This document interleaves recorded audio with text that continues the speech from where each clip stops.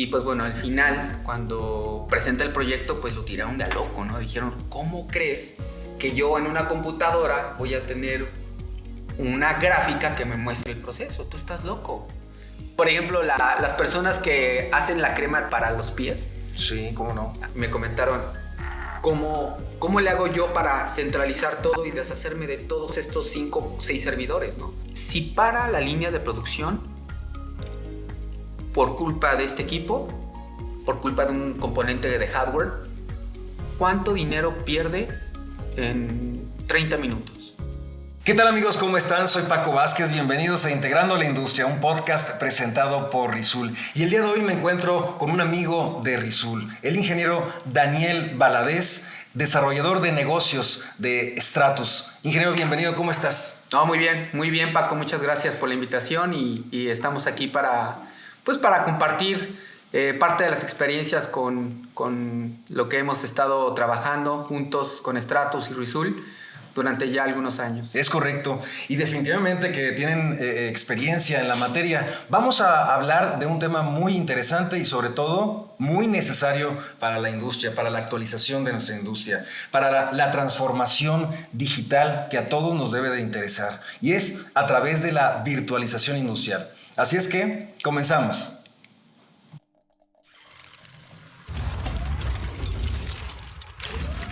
Risoul presenta Integrando la Industria.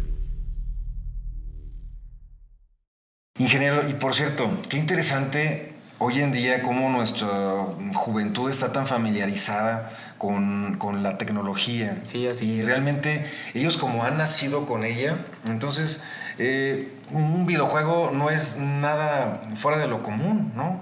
Pueden entrar a mundos virtuales con estos lentes y visores de hoy en día y también convivir con otras personas en otras partes del mundo. Sí, claro.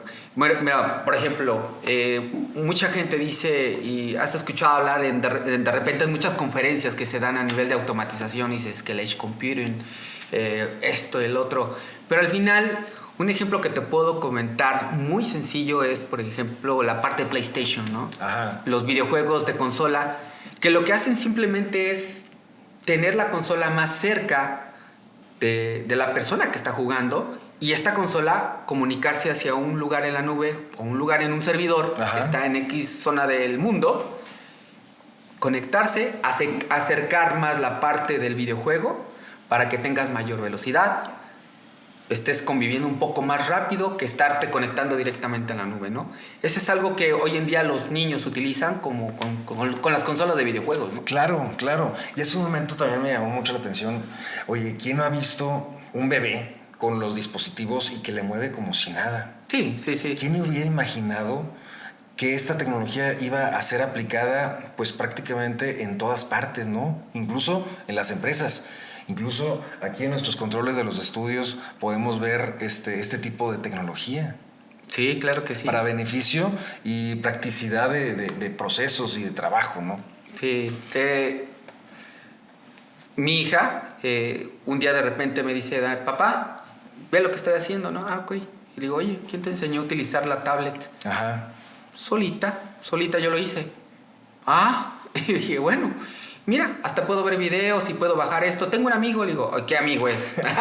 Sí, es pero al final hay que cuidar también la parte de seguridad, quién Claro. entra, quién sale, pero sobre todo que hoy en día es tan intuitivo todo que dices, ¿cómo negar a las nuevas generaciones el no usarlo o restringir todo ese tipo de dispositivos, ¿no? Y algo que hay que aprender, yo creo, de ellas es a no tenerle miedo a la tecnología. Exacto. Entender que la tecnología es para nuestro beneficio, para hacernos la vida más fácil, para hacer el trabajo más eficiente, incluso, Sí. ¿no? Hace un momentito me llamó la atención sobre lo que nos platicabas del HMI. ¿Qué onda Sí. con eso? Bueno, hace muchos años hubo una persona que precisamente fue uno de los precursores de la parte de lo que es HMI, que es Human Machine Interface, y fue de los primeros creadores hace muchos años de ese tipo de software, ¿no? De tal forma que él diseñó algo o pensó que dijo, bueno, yo tengo un proceso, tengo tanques, tengo un área de proceso aquí, ¿cómo le hago para que eso sea más fácil de una manera remota controlar y sobre todo representarlo de manera en una gráfica, ¿no? Esta persona lo hizo así y pues bueno, al final cuando presenta el proyecto pues lo tiraron de a loco, ¿no? Dijeron, ¿cómo crees que yo en una computadora voy a tener una gráfica que me muestre el proceso? Tú estás loco. No, es que es un magnífico proyecto lo que tenemos enfrente, ¿no? Lo despidieron. Le dijeron, ¿sabes qué? De plano. ¿Estás loco? Y el señor salió, pues, todo decaído, dijo a su amigo con el cual había hecho esa inversión de dinero, que por cierto se quedó sin dinero. Al final lo que nos comentó es que tenía nada más $1 en la cartera, ¿no? Ajá.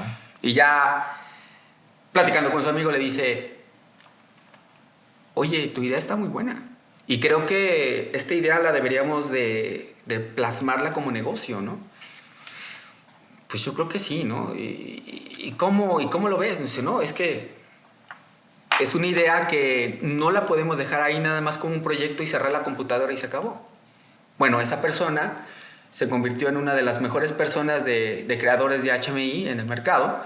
Y pues bueno, hoy en día está Factory Talk, que están todas las herramientas de Rodwell, que precisamente están basadas en ese tipo de tecnología, ¿no? Entonces, ¿cómo es posible que a lo mejor que a través de un sueño o un proyecto de vida de una persona que una vez lo tiraron de loco, pues bueno, digas, hoy en día hay interfaces HMI en todos lados, en todos los campos, ¿no? Y tantos proyectos grandes, tan ambiciosos, tan productivos, tan eficientes, son tan adelantados a su tiempo que muchas personas ¿Sí? no están a veces preparados para recibir estas ideas. Hay tantos ejemplos a nivel mundial de este tipo de casos, ¿no? No, y hay personas que de repente le sacaron provecho a este tipo de proyectos, ¿no? Sí.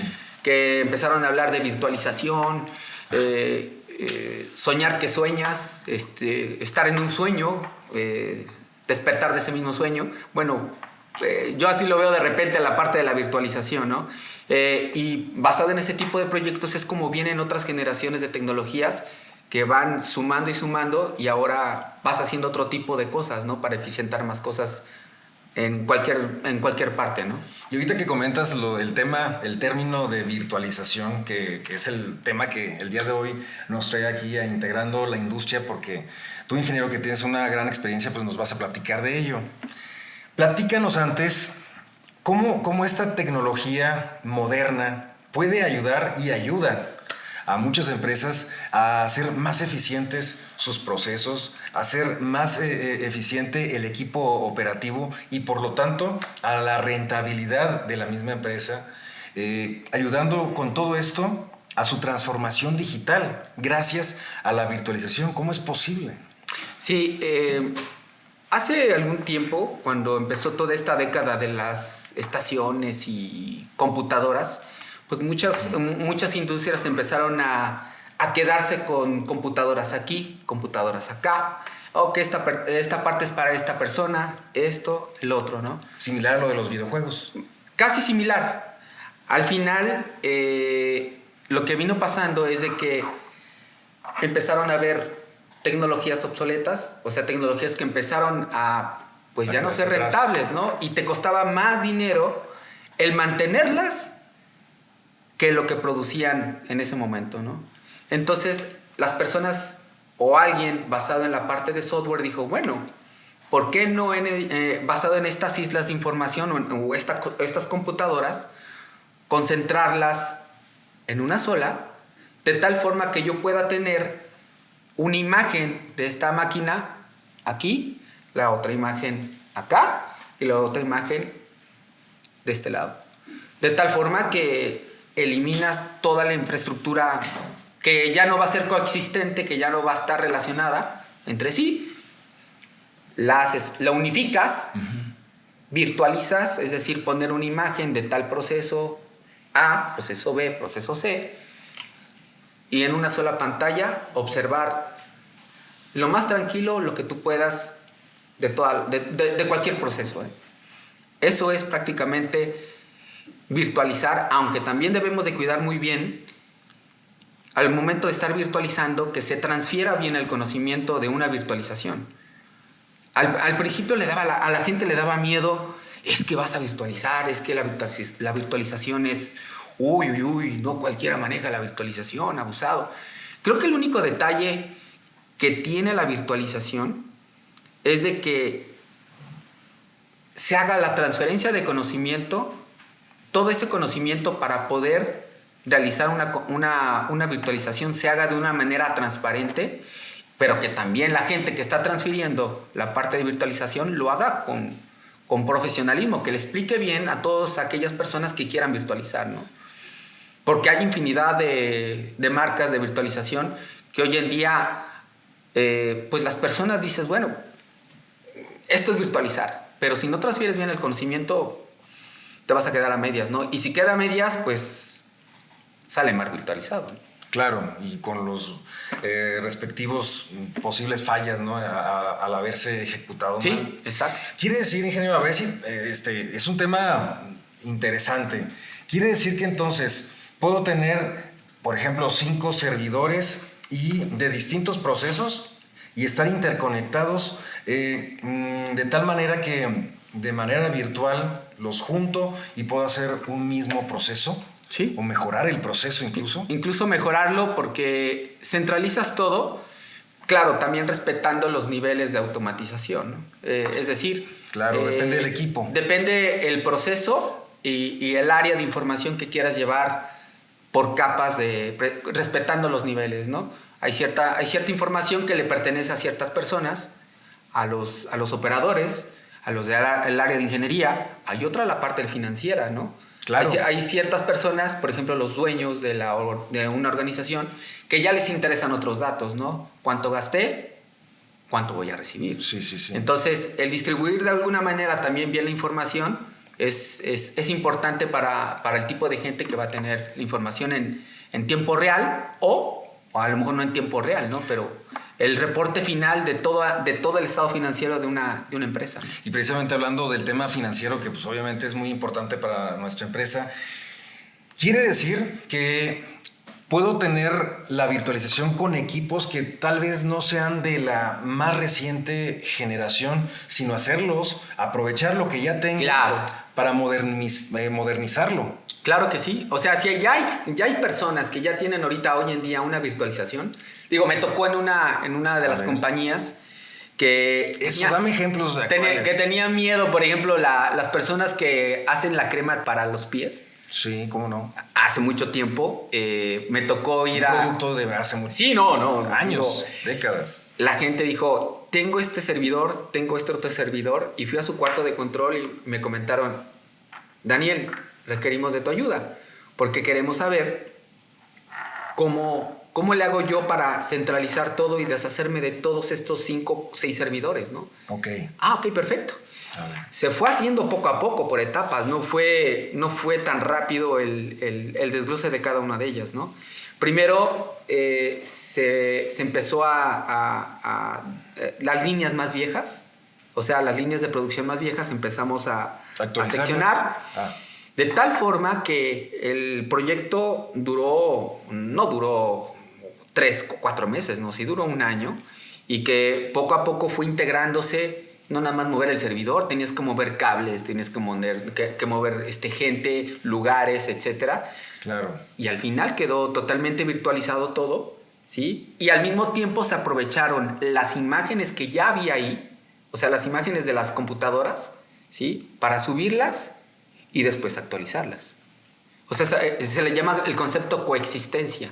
Pudieron coexistir ambas para poder subir después al data center principal, ¿no? Qué interesante, porque a pesar de ser de distinta generación, pueden convivir. Y entonces esa inversión inicial sigue siendo importante. Sí. O sea, no se desperdició nada. No se tiró nada a la basura. Exactamente. Nada. Tanto sistemas operativos como las pantallas que ya había diseñado el cliente en este tipo de líneas de producción se aprovecharon. Claro. Y fue rentable para el cliente. No tuvo que invertir tanto dinero al momento de tener ya una infraestructura existente, ¿no? Porque podría haber sido más caro comprar nuevo equipo a hacer una virtualización como la que Claro, se hizo. así es. O tirar a la basura la computadora con todo el aplicativo y las licencias de Microsoft. Ajá. Oye, ¿por qué las vas a tirar? Mejor tráetelas, las virtualizamos y hasta que ya no exista un update de esa licencia, poder trabajar hasta donde se pueda con el software. Y aquí algo aprovechando también. Después de esta virtualización que se hizo, ¿cuáles fueron los grandes cambios y beneficios que se obtuvieron al virtualizar la planta? Ok. Una muy fuerte fue de que, bueno, los dueños ya no tuvieron que invertir año con año en estar actualizando islas de información. Rentabilidad. Tenía un costo. La otra, la mejora en la rapidez de las líneas de producción. O sea, decían, tiempos, decir, bueno, ya está todo concentrado, ya desde aquí estoy monitoreando, ¿sí? Y también poner clientes delgados les facilitó mucho, o sea, poner el mínimo de hardware, mínimo de software en las líneas para que se comunicaran hacia el servidor principal. ¿Sí? Okay. Entonces, esa eliminación de hardware que en su momento costaba tanto dinero, pues bueno, como dices tú, en la parte de tiempos también se redituó, o sea, no tenías que invertir también en otro operador que estaba allá, pero ahora lo pasabas a la sala de control principal y ya tenías respaldos de personas de la parte humana que podían estar programando, monitoreando directamente el proceso y estar supervisando nada más. Y de esa manera, por ejemplo, se minimizan entonces mucho del desperdicio de tiempo, sí, ¿no? que hay. Ahora ya vas a tener una persona que por ahí me decía un colega, me decía que dentro de más tiempo estés más activo moviéndote en las líneas de producción, pues es algo que de repente dices, oye, me pones nervioso, ¿no? Me pones nervioso que estés viendo las líneas de producción en vez de que estés tranquilo, porque si tú estás tranquilo, las líneas de operación están prácticamente bien. Y para nuestros amigos de Integrando la Industria que seguramente están muy interesados en saber de este tema, háblanos también sobre este punto, sobre la tolerancia de fallas contra la conmutación. Ok. Bueno, son conceptos muy, muy padres porque muchas personas dicen, ay, es que tengo sistemas de alta disponibilidad, tengo sistemas tolerantes a falla. Entonces, mucha gente hoy en día de automatización dice, uy, no, espérate, alta disponibilidad, ¿no? Ni lo toques porque la gente de TI es la única que sabe de eso. Hoy en día, la gente de automatización ya debe de saber de eso. Los expertos. Sí, o sea, personas que dicen, bueno, estoy instalando este tipo de aplicativos, ¿sí? En 2 servidores, bueno, o en dos hardwares. Y la gran diferencia es de alta disponibilidad es que tengas ese respaldo, pero cuando falle algún componente, pues bueno, se va uno y el otro queda como respaldo. Pero le toma tiempo hacer eso, le toma tiempo, ¿sí? La diferencia entre en tener una alta disponibilidad a un sistema tolerante a falla o tolerancia a falla es tolerancia a falla. Tienes 2, se presenta alguna falla por X situación y el otro sigue funcionando. Lo que normalmente llaman en Norteamérica lockstep, que es una teoría que le llaman el paso del reloj, lockstep, que es tener 2 segunderos. Oh, ok. Se va uno y el otro sigue al mismo ritmo que estaba el otro. Entonces, esa es una teoría que hoy en día la tecnología que tiene tolerancia a falla lo debe de tener, ¿no? Ok. Y hablando de la tolerancia a fallas, por ejemplo, ingeniero, para la virtualización, ¿es importante tener algunas consideraciones para evitar posibles riesgos en una virtualización? Para la virtualización no existen riesgos.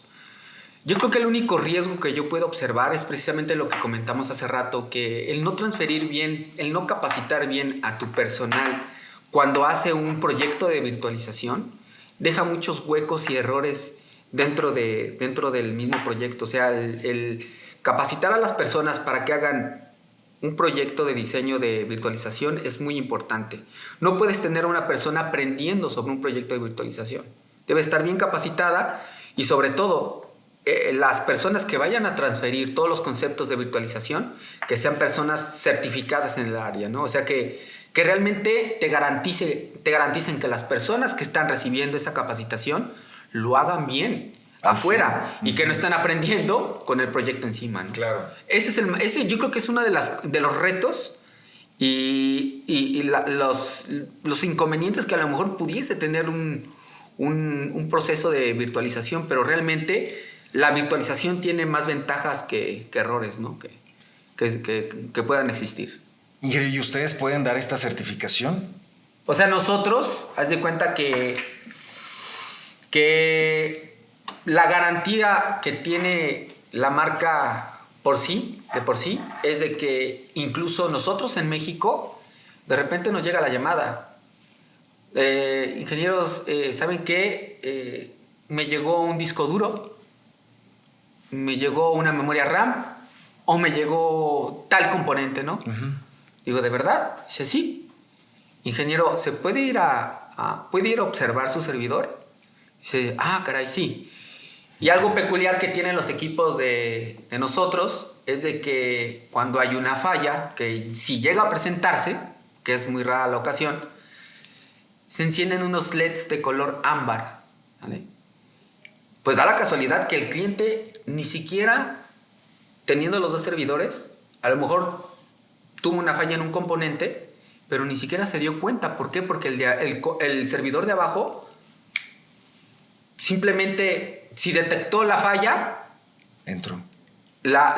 Puso el proceso en orden y el cliente ni siquiera se enteró. Y a lo mejor ya estaba un componente fallando. ¿Y cómo se dio cuenta el cliente en ese momento que fallaba? Cuando le llega la parte de repuesto de manera automática. Es que tengo esto. Ingeniero, le llegó este componente y dice, sí, es que, a ver, observemos bien su servidor, su componente y vamos. Y se da cuenta que efectivamente falló algo, pero pues prácticamente el otro dispositivo always on, siempre estuvo encendido, ¿no? Y nuestro soporte avala eso. Entonces, ejemplo, llega el disco, lo saca, es tan fácil, ¿eh? No necesitas tener conocimientos de tecnología de información. Sacas el disco, llegas, colocas el otro, nuevo, y de manera automática empieza a formatearse el disco y a replicar la información que tiene el de abajo al de arriba. Así de sencillo. Así de sencillo. Eso es un soporte anticipado de tal forma que eso es lo que realmente hace la diferencia en la parte de Stratus, ¿no? Excelente, ingeniero. A ver, y aprovechando estas anécdotas, ¿tienes alguna historia de terror donde a lo mejor no se anticiparon precisamente a virtualizar sus equipos? De virtualización no tanto, pero sí tengo experiencias de terror, por ejemplo, en donde el cliente, cuando no les hacen las preguntas adecuadas, a un cliente, la otra vez nos habla un cliente y nos dice, ¿sabes qué, Daniel? Tengo una falla en una fuente de alimentación. Bueno, bien. Hablamos, efectivamente, tuvo una fluctuación de voltaje, llegó el voltaje muy alto, como cuando se te funde la televisión, ¿no? ¡Pum! Afortunadamente, el otro servidor estaba de respaldo. Pero yo noté a esta persona muy pasiva, muy pasiva. Sí, de aquí a que me autoricen, pues vamos a ver. Necesitamos tomar rápido una acción, porque el otro servidor afortunadamente está funcionando, pero ya. Entonces, al no hacer, ¿a dónde voy? Que al momento de iniciar este proyecto, si uno no hace las preguntas adecuadas antes de que adquiera los equipos, ejemplo, tú le puedes preguntar a un cliente de un proceso X, ingeniero, si para la línea de producción por culpa de este equipo, por culpa de un componente de hardware, ¿cuánto dinero pierde en 30 minutos. Y se quedan los clientes y dicen, Daniel, sí, cierto, tienes razón. Puedo perder 50,000 o 100,000 dólares, a lo mejor por segundo o por 6 minutos, ¿no? Claro. Al principio del proyecto. Otra pregunta, ¿es importante, ingeniero, estás con él en la operación, ¿no? Sí. Ingeniero, estás con el casco, ¿es importante para usted que los aplicativos que tiene este hardware estén siempre funcionando? ¿Siempre? Dice, sí, Daniel, es muy importante que ni el historiador se vaya. ¿Me paras el historiador y no sé lo que pasó? No, es fatal. Ah, y vas anotando pregunta por pregunta, ¿no? ¿Es complejo para usted, digo, el configurar estos equipos? Sí, muy complejo, ¿no sabes? Tiene que venir una persona de tal país para venírmelos a configurar.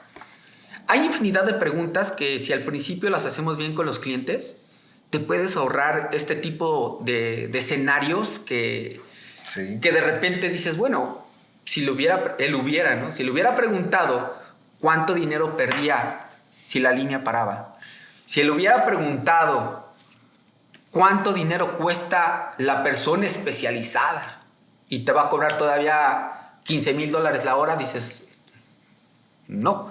Entonces, ese tipo de cosas hubieran sido más fáciles detectarlas al inicio que teniendo una historia fatal, claro, donde ya las consecuencias son... Donde las consecuencias son de dinero, incluso hasta de prestigio, ¿no? Claro. Sí. Cierto, y te cuesta todo. Sí. Y bueno, ingeniero, para nuestros amigos de Integrando la Industria, que ya están decididos, escucharon tu podcast y están decididos a virtualizar sus procesos, ¿cuál es el paso a seguir? Yo creo que lo importante es saber medir dentro de la parte del proceso de lo que tú tengas con algún cliente, la disponibilidad de tu línea de producción y lo que te permites por año tener de tiempos, es decir, parar la línea de producción, ¿no? Es decir, puedo tener a lo mejor 1 mes o 2 meses la fábrica parada y no pasa nada, ¿vale?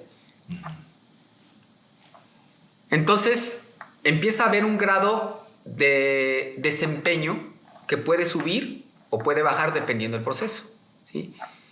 Hay gente que no se permite ni siquiera tener la línea ni 3 segundos ni...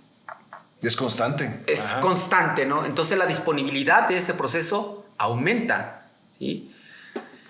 ¿Qué es lo que debemos de hacer cuando pasa eso? Primero, evaluar que el cliente no se permite tener ni 3 segundos parada la línea, ¿sí? Entonces, ahí es donde vas a empezar a medir si realmente el proceso es monitoreo, control. ¿Puede enviar ciertas variables a la nube? ¿No lo puede enviar? ¿Qué tipo de red tengo? Si mi red es de fibra óptica, ¿es todavía de cobre? Dependiendo del grado de disponibilidad, cuando va aumentando hasta llegar a un 99.99% de disponibilidad, es cuando te puedes dar el lujo de poder empezar a decir, creo que yo ya crecí en infraestructura porque el proceso ya no me permite parar ni 3 segundos. Puede ser desde la infraestructura, cables, gabinetes, hardware que tenías que era muy sencillo, entonces lo empiezas a modernizar para que te dé esa disponibilidad, que nunca pare. Entonces empiezas a cambiar todos los rubros, ¿no? Es como hacerte el traje realmente a la medida, del material adecuado, la corbata del color que debe de ser, o a lo mejor ni siquiera necesitas corbata, pero poco a poco vas modernizando parte por parte, desde la parte de los sensores hasta la parte de tecnología de información, ¿no? Uh-huh. Y algo que es básico, ingeniero. Amigos, no batallen, hablen a los expertos, en este caso a Stratus, como con el ingeniero Daniel Valadez. Ingeniero, estamos casi a punto de terminar. ¿Algo más que quieras agregar? No, hombre, pues muchas gracias por la entrevista. Muchas gracias a la gente de Risul por este tiempo y sobre todo a ti, Paco, que nos recibieron aquí en el estudio. Y pues bueno, estamos para servirles.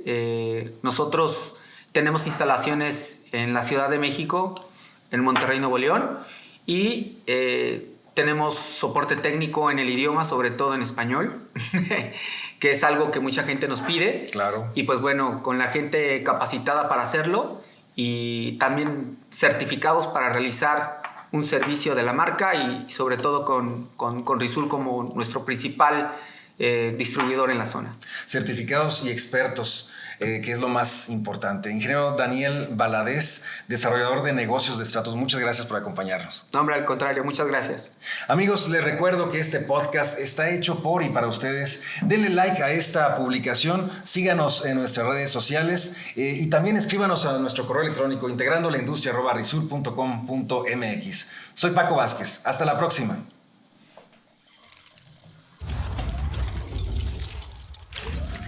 Risul presenta Integrando la Industria.